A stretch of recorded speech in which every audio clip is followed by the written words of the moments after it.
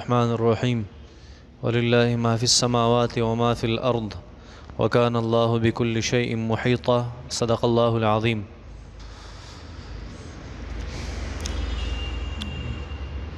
دین مخ کے آیت مبارکہ کے دا ابراہیم علیہ السلام اللہ جل شانو تذکرہ وکړه چې ابراہیم علیہ السلام دا ستاسو د پاره نمونه ده په ایمان کې او په اعمال صالحو کې او دا هغه طریقه هغه اپناو کې الله جل شانو فرمای. اوس یو مسله هغه پاتې شوی و په دې کې هغه دا چې الله جل شانو نبی علیہ السلام ته موږ د ابراهیم علیہ السلام تابعداري وکړه.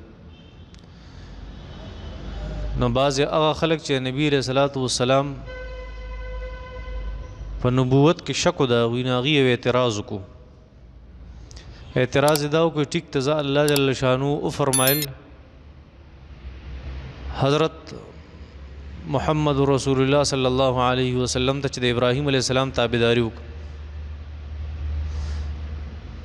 نو پکار دا چې نبی علیہ السلام خو بیا مستقل پیغمبر نه وي ځکه مستقل پیغمبر ته خو الله جل شانو د چا د تابعداري نه وي. نو چې د تابعداري د ابراهیم علیه السلام خی پته لګي دا مستقل پیغمبر نه دی. نو موږ ته وایو نه داسې خبره نشته. الله جل شانه چې نبی علیه السلام ته او فرمایل چې د ابراهیم علیه السلام تابعداري وکړه د یو وجې نه او وجه دا وه چې د ابراهیم علیه السلام شریعت چې کم په صحیفو کې وو صحف ابراهیم او موسی کم صحیفو کې چې د حضرت ابراهیم علیه السلام شریعت نو هغه ټول زمون په قرآن او په حدیث کې موجود دی. دا ټول شریعتونه چې بیا الله جل شانه را جمع کړه د آدم علیه السلام د زمانې نه عیسی علیه السلام پورې نو هغه ټول ستر واچول قرآن او حدیث ته راوړ دې شریعت کې را جمع کړ. اوس د دین اسلام هغه داسې یو شریعت دی چې هغه تمام شریعتونه پکې مخکینی راځي کړه خو سیوایي سیزم پکې موجود او هغه چې هغه په مخکینی مذاهبو کې نه و. نو ځکه قرآن مجید ته ویل شو چې دا یو مکمل ضابطه حیات دی او الیوم اکملت لکم دینکم ستاسو دین چې د حضرت آدم علیه السلام نه را روانو تر اوسه پورې هغه نن مکمل شو نبی علیه السلام په زمانه کې. نو ابراهیم علیه السلام باره کې چې نبی علیه السلام ته الله فرمایي چې د ابراهیم علیه السلام تابعداري وکړه د دې دپاره چونکې د ابراهیم علیه السلام هغه شریعت د تمامو ادیانو خلاصه وه. نبی علیه السلام له پکارو چې د هغه پیروکاري کړی وی ځکه دا تمام انبیاء کرام خو په یو عقیده باندې راځي. عقیده د تمام انبیاء کرام یو شان دي.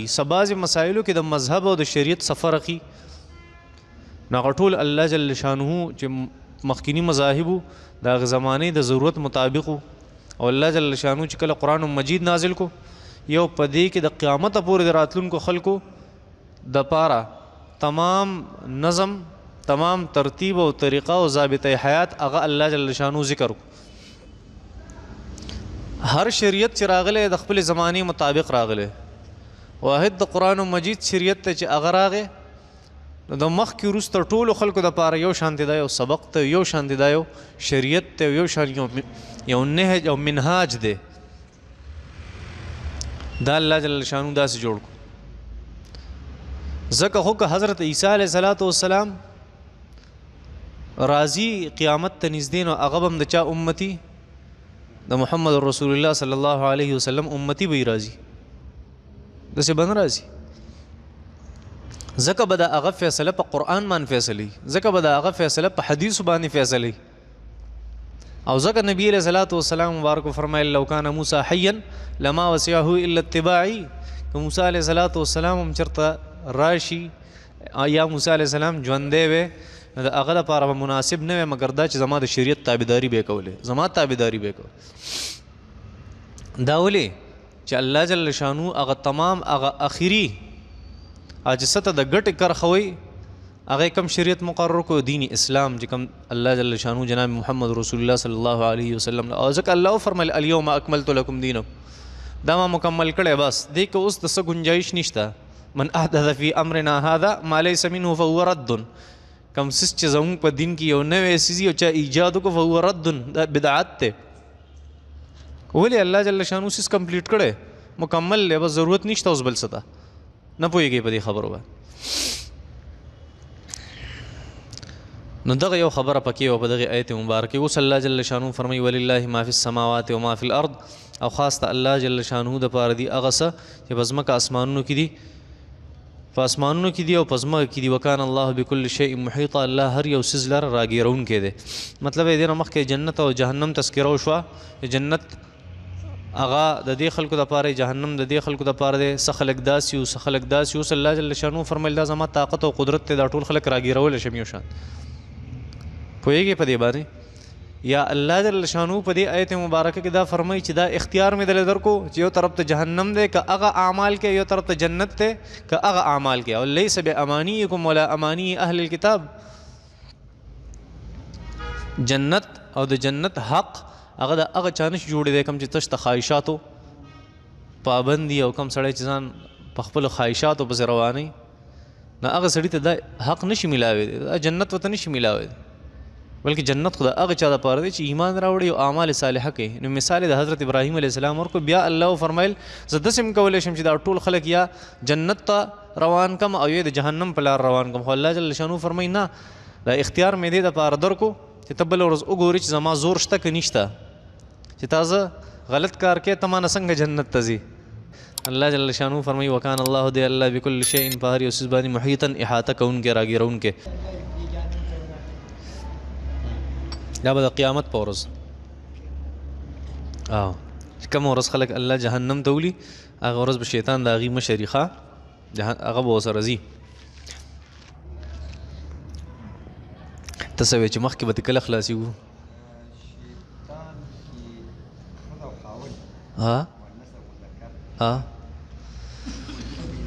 تاریخ ته دي داسې وایي چې په دې کې مذکر او مؤنث دا جنات دي که نه په جناتو کې دوه قسمه دي په جناتو کې دوه کم مخلوق چې الله د اور نه پیدا کړی هغه دوه قسمه دي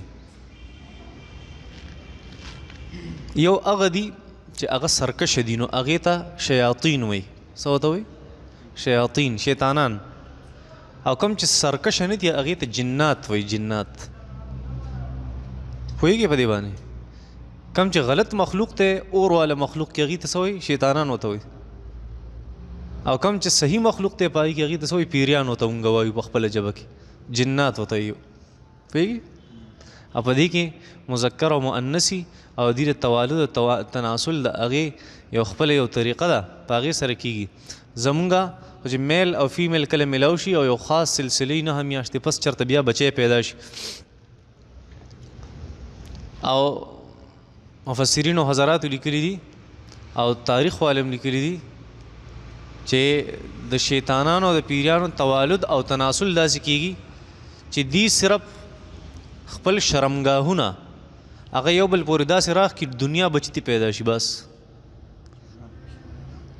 زرد یو بل سره صرف شرمګاهونه هغه مس کی مس دې سره د هغې اولاد پیدا کېږي لیدلی کېدی شي ګوره د پیری او د شیطان ناری مخلوق او د نوري مخلوق د دې صفت ته چې یتشکل باشکال مختلفه دا خپل شکل هغه مختلف شکلونو سره بدلولی شي پوهېږي جسم ناری او جسم نوری یتشکل باشکال مختلفه دا د پیری او د فرشتې تعریف دی چې هغه خپل شکل بدلولی را بدلولی شي هر شکل کې راتلی شي خاده وي چې کرکټ میچ سٹارټ دي خلک په یو میچ باندې شرطونه لګي آیا اسلام د دې اجازت ورکوي که نه د اسلام د جواري اجازت نه ورکوي جواري حرام ده په اسلام کې دا څونه شرطونه چې لګي دا ټول شرطونه دا حرام دي او ناروا دي ښه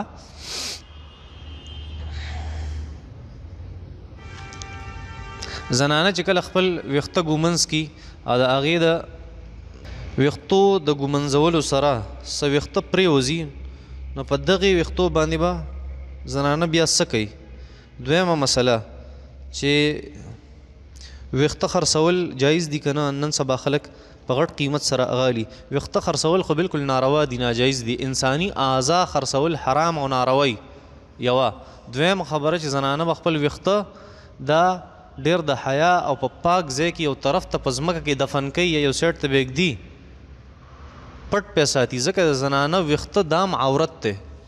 پوهېږې داسې نه چې بار د محلې په سوړو کې ږدي، که داسې چې یو محفوظ ځای په کور کې دننه هغې کې به ږدي چې د خپو د لاندې هم نه راځي. مطلب دا چې بې ادبي نه کېږي، ځکه دا د انسان اندام دی. ولقد کرمنا بني آدم، الله فرمایي انسان ما ډېر مکرم او معزز پیدا کړی.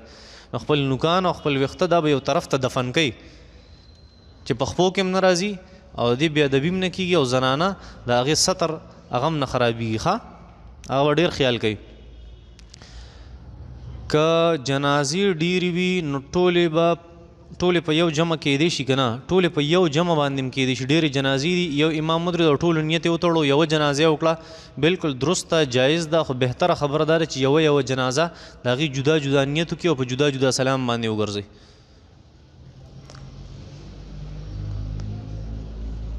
زمونږ اگزامز را روان دي، خصوصا دعا کې میاد ساتئ. په نومبر کې اگزامونه ځه، الله جل شانه دی تعالی د محنت کولو توفیق درکړي او د هغې نه پس ته الله جل شانه تعالی هغه څه درکړي څه باندې چې ته خوشحالېږې او الله دې پکې خیر هم واچوي او الله دې ټول هغه خلک چې په امتحانونو کې دي الله دې هغه کامیاب کړي. د چا صحت کارډ په هغې کې هیراپیري کول یعنی چینجز کول او هغه خپل نوم ته راړول او بیا هغه استعمالول جایز دي که نه دي جایز؟ بالکل ناروا دي، ناجایز. که هغې اجازت درکوي بیا هم ناروا دي. د هغې وجه دا ده چې دا یو قانونا جرم دی. او اوس څه ضرورت دی دې چینج کولو ته؟ اوس خو د هر سړي چې کم NIC دی هغه تقریبا صحت کارډ جوړ شوی، دغه ته ضرورت نشته. ښه یو جینیا د هغه وایي زه حفظ کومه او زه بالغ یم په خاصو ورځو کې، یعنی په ایام حیض کې، د حیض چې کومې ورځې دي په هغې کې قرآن مجید زه چې حفظ کومه نو په خوله باندې خو ویلی نه شم ځکه ناجایزي. او که یوه هفته زما په سبق کې قضا راځي نو بیا ما نه سبق هیریږي، نو اوس په څه کومه چې دا سبق ما نه هیر نشي؟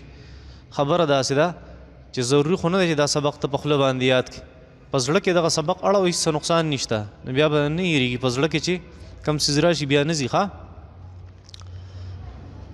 سبحان الابدی الابد سبحان الواحد الاحد، دا دعا په فیسبوک باندې ډېره زیاته وایرل شوې ده او د دې سره دا لیکلي چې امام اعظم ابو حنیفه رحمت الله علیه ننن میں کرتا، ننن میں زله الله جل شانه په خوب کې ولیدو او بیا وی کما په سلم زل الله جل شانه ولیدو نو زبته دا تپوس کومه چې جهنم په کم انسان باندې حراميږي. امام ابو حنیفه رحمت الله علیه په سلم زلم الله جل شانه ولیدو او دا سوال د الله جل شانه نو وکړو. الله جل شانه ته فرمایل دا دعا چې څوک هم وایي په هغه جهنم اور حرام دی. سبحان الابدی الابد سبحان الواحد الاحد، اوږده دعا ده. تاسو ته ما ویلي وګوره امام ابو حنیفه رحمت الله علیه به خوب هم لیدلی، الله به هم په خوب کې لیدلی. دا دعا هم زبردسته دعا ده، د الله جل شانه ثنا او صفت دي. خو دا خبره کول چې په دې دعا باندې په انسان باندې جهنم اور حراميږي دا خبره درسته نه ده. ښه پردي حقونه به وایي جنت ته به ځي، داسې به نه وي. رګړه به اول خوري که نور څیزونه یې ټیکو نو بیا به جنت ته ځي، خیر دی، صحیح ده. خو چې پردي حقوق یې والي نو هغه جنت ته نشي تللی. ښه رګړه به خوري بیا به ځي. سمیاشتې وشوې زما د سر ویښته ډېر کمزوري شوي دي او غورځېږي م، د دې څه علاج دی؟ ویښته مې غورځېږي، د ویښتو علاج پکار. ګوره ویښته د یو څو څیزونو د وجې غورځېږي. یو دا چې کله انسان د معدې مریض وي، ته پکې اوس ځان له ګوره چې تا ته کومه مسله ده. یو د انسان د معدې کمزوري نو د هغې د وجې ویښته هغه کمزوري کېږي او خیږي. دویمه هغه انسان ته دا خانداني مرض وي. او دریم هغه دا چې انسان هغه جسم کې کمزوري راشي. او څلورمه خبره کم انسان چې خپله مني ضایع کوي د ده ویښته کمزوري کېږي او غورځېږم. صحیح ده. ځکه انسان بدن کې کمزوري راځي دې سیز سره، او کله ناکله دا ویښته دا چې کمزوري کېږي او سپینېږي او خرابېږي زمونږ د یو بل نقصان د وجې نه. هغه نقصان دا دی چې کله ناکله مونږ داسې کوو چې لامبو که نه یا ویښته اینځو، نو په دې کې دننه صابون د دنیا هغه ټریسس پاتې شي او د شیمپو هغه دننه هغه زک پکې پاتې شي، او موږ بس هسې زر زر اوبه په ځان باندې راواړو او پوره ویښته نه مږو. ویښتو له به زور هم نه ورکې د حد نه زیات، خو داسې به نه کوې چې په نیمه لوټه باندې ته ولامبې او بس زه ټیک شوم پاک شوم، دننه پکې صابون هم پاتې شي او ټول دا خلک مږي دننه.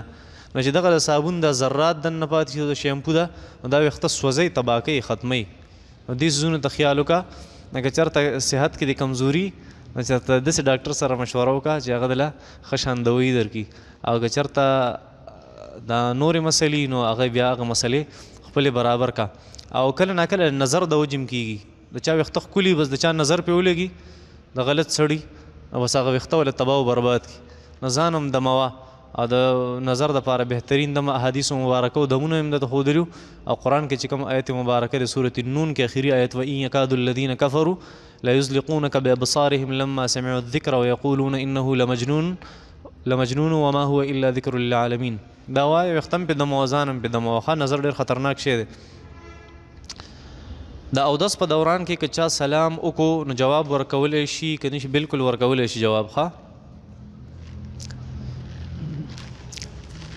رشتې پسې ګرځو خو غټ مصیبت دی. چې چېرته رشتې پسې لاړ شو نو څه نه څه ګړبړ پکې روځي. څه وظیفه پکار ده چې دا رشته زر زر میلاو شي.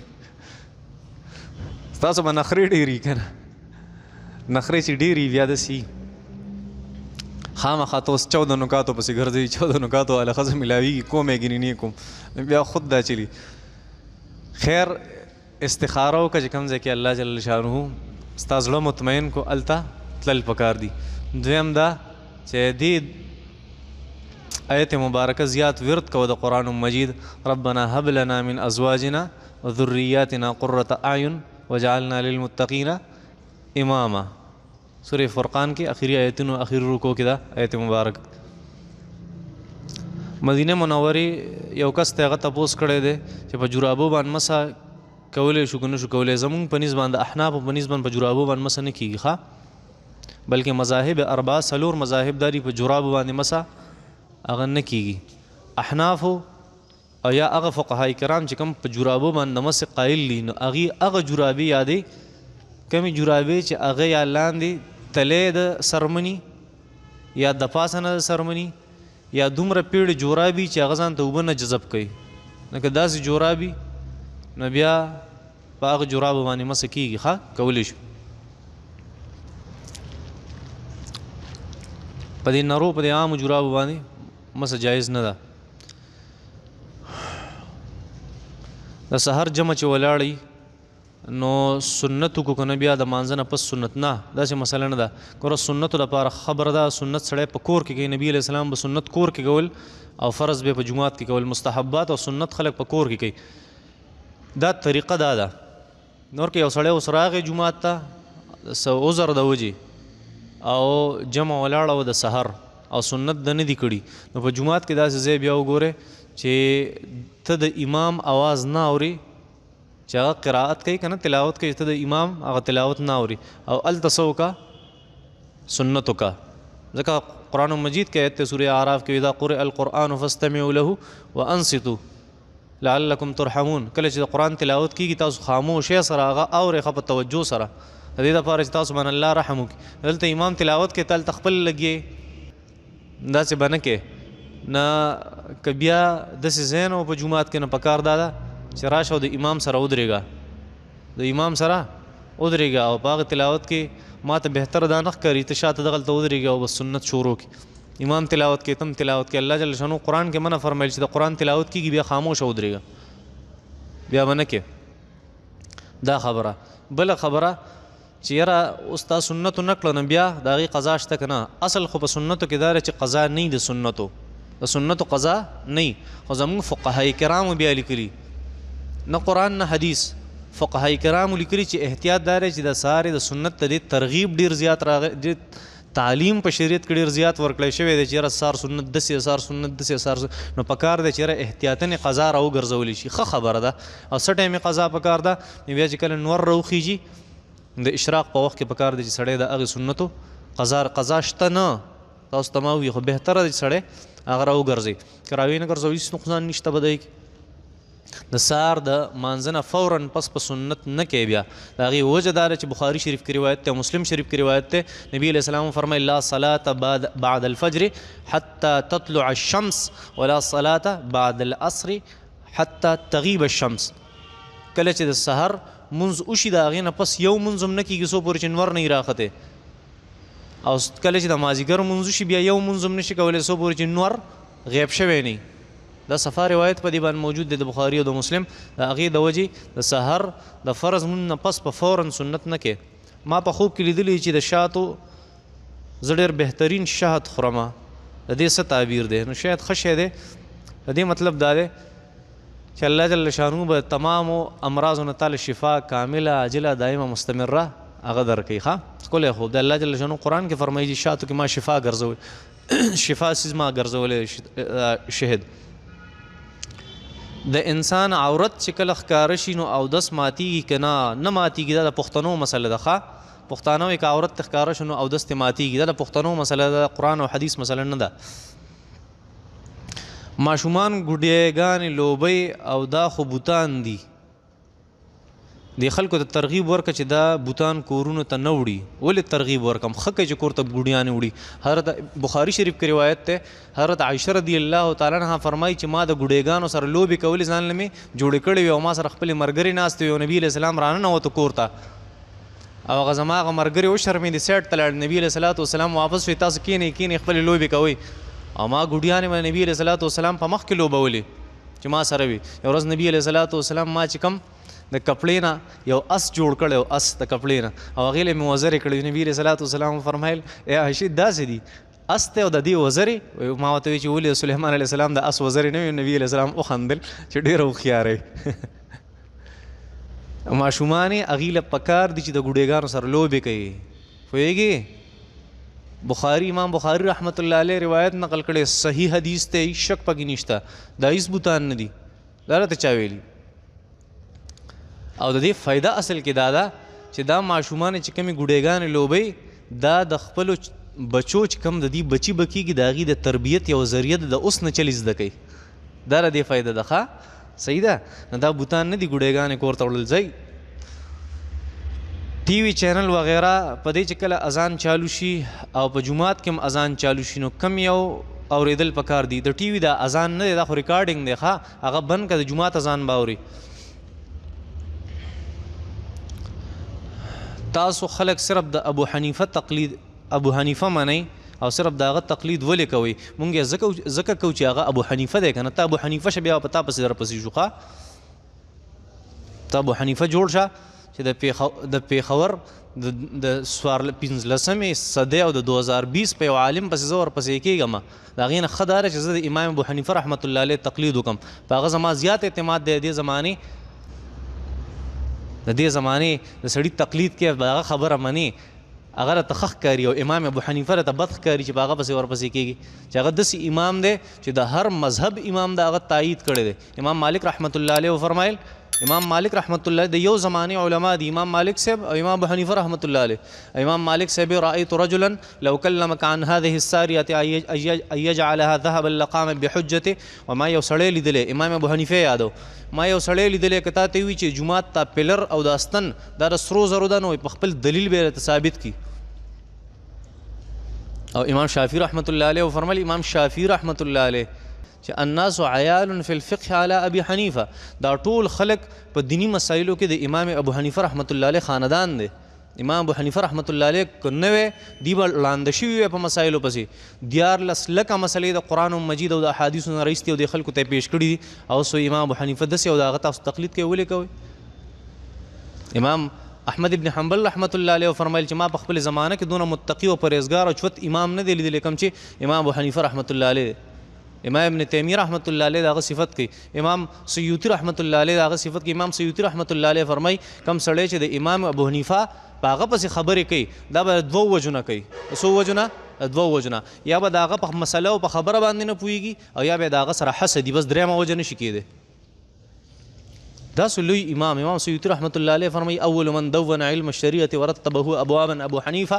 لومبه انسان چې دین اسلام چې کم احکامات تیغی له ترتیب ورکړي امت ته اسانی راوستي هغه ابو حنیفه دی رحمت الله علیه. ته ماته دا وې ته ابو حنیفه ولې منې او په هغه پسې ولې ورپسې کې پتا پسې در پسې شمه ته ټول اوس فیسبوک کې ستا مولا ټول اوس فیسبوک کې ټول اوس ګندګي ګوري. زه د هغه تقلید و د امام ابو حنیفه تقلید پرېږدم د هغه دپاره. زنانه مقبرې ته تللی شي که نه شي تللی شي جایز دی ولا خو دا زمانه نه ده چې خپل کس وسرنی سو پورې خپل ذی رحم محرم زنانه به قبرونو له او مقبرو ته نه ځي ځکه بیا ترې هغه د پیر بابا نور قصې جوړېږي. ښه که د یو ماشوم جنازې او پته نه چې دا ماشوم دی او ماشومه د نیت په څنګه کوو نو په نیت کې اوس فرق نه نیتونه ټول یو شان دي. البته دعا مسله کېدی شي چې اللهم اجعلها لنا که اللهم اجعله لنا دواړه ووایه ښه خبره دا ده.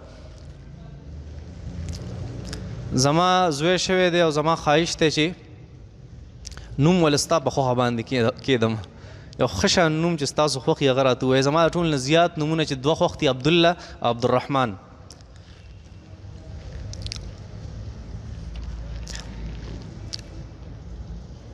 که یو زنانۍ یو جینۍ هغه خپل تره ساتلي او د نکاح په وخت کې د پلار په ځای د هغې پلار د هغې تره یاد کړي نو داسې جایز دي بالکل ناروا او ناجایز دي. بل ته نسبت به نه کوې صرف خپل پلار ته به نسبت کوې. ښه بل د خپل پلار نه علاوه بل سړي ته پلار دا خپلې مور ته غلط نسبت کول دي. تاسو پوهېږئ په دې خبره. داسې الفاظ راته وښایه چې هغه د طلاق الفاظ خو طلاق پې نه واقع کېږي ځکه کله ناکله ضرورت راځي او داسې حالات راځي چې کله حالات راشي بیا ماته ووایه ښه ضرورت نشته. حضرت فاطمه رضی الله تعالی عنها هغې وصیت کړی چې زما خاون حضرت علی رضی الله تعالی عنه به ماله غسل لا کوي او شرعي مسله دا ده چې د مرګ نه پس د ښځې د خپل خاون سره رشته ختم شي نو حضرت فاطمې داسې وصیت ولې کوو. دا خصوصیتو د حضرت فاطمه او د حضرت علی رضی الله تعالی عنه. لومبۍ خبره خدا ده کښېنئ لکه کښېنئ او مه ودرېږئ طبیعت خرابېږي سړي.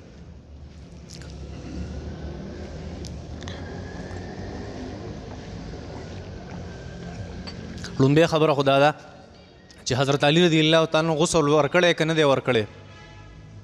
دویم که حضرت علی رضی الله تعالی عنه غسل ورکړی هم درسته ده. ولې د هر چا رشتې ختمیږي په کائنات کې پوهېږي.